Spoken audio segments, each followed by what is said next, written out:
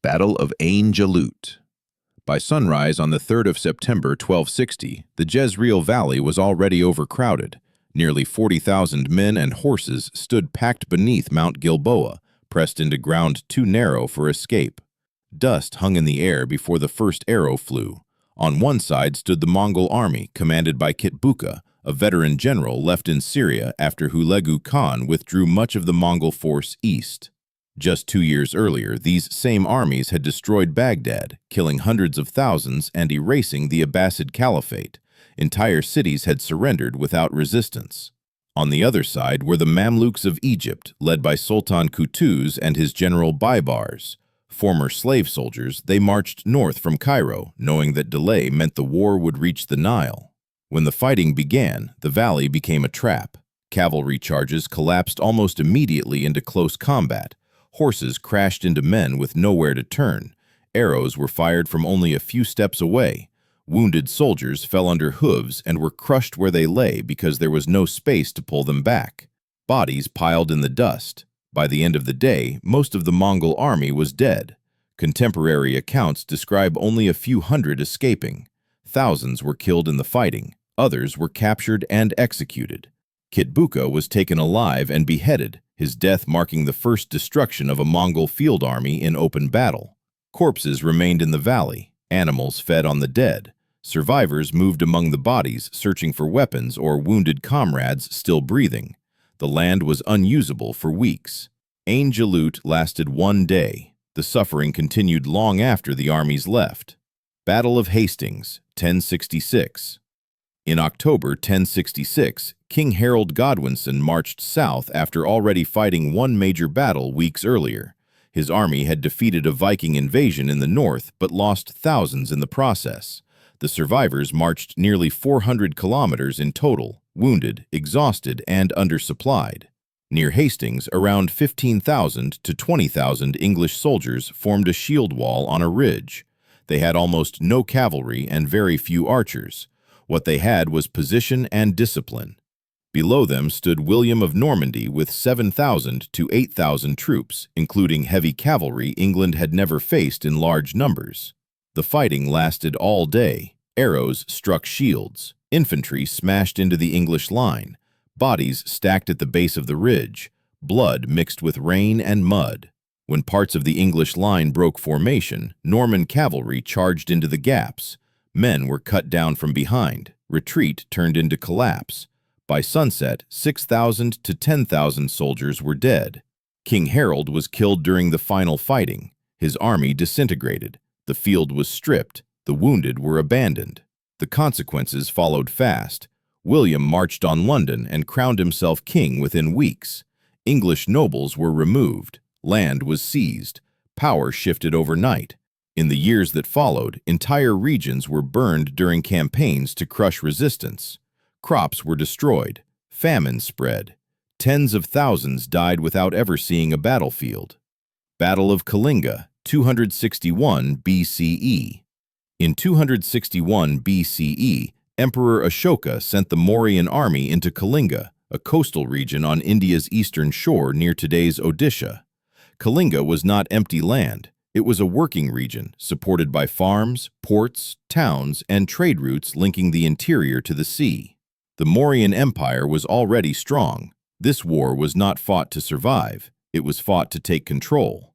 The army moved through populated towns and farming areas, not open ground. Villages were cleared during the advance. Workers were seized. Others were killed where they lived. Roads that once carried trade began carrying people away from their homes. When the fighting ended, the scale became visible. About 100,000 people were dead. Around 150,000 were taken away from Kalinga. Those losses broke the region. Kalinga relied on farmers to plant and harvest crops, dock workers to move goods, traders to supply markets, and craftsmen to keep tools and buildings working. When those people were gone, nothing restarted. Fields stayed empty through planting seasons. Grain stores ran out. Boats sat tied to docks with no one left to load them. Roads that once carried goods were used only by people leaving. Towns still stood, but they no longer functioned. Wells went unrepaired. Markets did not reopen. Families that remained could not rebuild what had been taken from them. The Mauryan Empire now controlled Kalinga. What it inherited was silence. Siege of Jerusalem, 70 CE. In 70 CE, Jerusalem was cut off from the outside world. The city was surrounded by the Roman army, commanded by Titus, using 4 legions, about 60,000 to 70,000 soldiers. Roads were blocked, supplies were seized, no food was allowed in, no civilians were allowed out. Inside Jerusalem were at least 200,000 people, possibly as many as 500,000, including large numbers of refugees who had fled there, believing the city would protect them. Instead, it trapped them. The siege lasted for months. During that time, stored grain was completely consumed. Animals were slaughtered and eaten. When that ran out, people boiled leather and scavenged anything that could be swallowed. Overcrowding turned hunger into starvation. Disease spread through packed streets. Bodies were left where they fell because burial outside the walls was impossible. By the time Roman forces broke through, the city was already dying. Ancient accounts describe between 100,000 and 300,000 people killed during the final assault and its aftermath. Around 90,000 to 100,000 survivors were taken captive and sold into slavery or forced into labor. The Second Temple was burned and destroyed. Entire neighborhoods were leveled. What remained of Jerusalem was largely emptied of its population. The city never returned to what it had been. Siege of Baghdad, 1258. The city was attacked in 1258 by the Mongol army under Hulagu Khan, with forces estimated at 100,000 to 150,000 soldiers, including allies. Baghdad was one of the largest cities in the world at the time, with a population estimated between 500,000 and 1 million people. Once the walls were breached, the violence did not stop. It spread through streets, homes, hospitals, and markets. People were killed in their houses. Others were rounded up and executed in groups. For days, bodies filled roads and courtyards. Historical accounts estimate 200,000 to over 800,000 people were killed in a single week. The exact number is unknown because the city stopped counting its dead. Baghdad was the heart of learning, medicine, and administration in the Islamic world. Libraries were destroyed. Books were thrown into the Tigris River until the water was said to run dark from ink. Scholars, doctors, and officials were killed along with civilians. The Abbasid Caliph al-Mustasim was captured and executed. With him ended a caliphate that had ruled for over 500 years. Irrigation systems were destroyed and never fully repaired. Farming around Baghdad collapsed. Trade routes shifted away. What remained was a reduced town surrounded by ruins.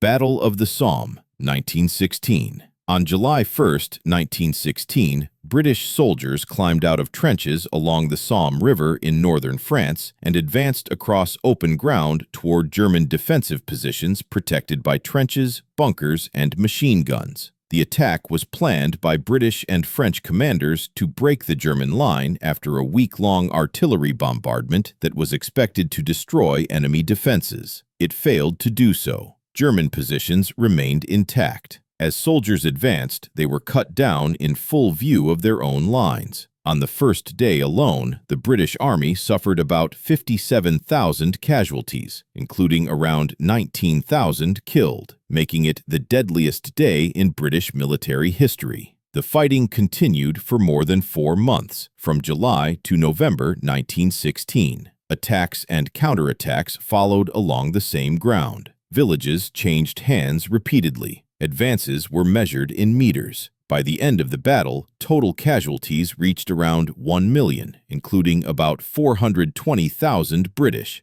200,000 French, and 500,000 German soldiers killed or wounded. When the battle ended, the German army held its main defensive positions, but at enormous cost, losing experienced soldiers it could not easily replace. Germany absorbed losses that weakened its army long-term. Nearly 1 million lives were spent for a result that did not end the war or change its direction. Battle of Berlin, 1945. By April 1945, Germany had lost the war. Allied armies were inside its borders. Supply lines were broken. There were no reserves left to change the outcome. Berlin was still ordered to fight. Teenagers were pulled from schools. Elderly men were handed rifles. Civilians were told to stay as Soviet forces closed in. More than 2 million people remained inside the city while it became a battlefield. From April 16th to May 2nd, the city was destroyed block by block, not to win time, not to save the country, only to delay the inevitable. When Berlin fell, Hitler was already dead. The city surrendered days later. The war ended almost immediately afterward. Berlin absorbed massive destruction for a decision that had no military value.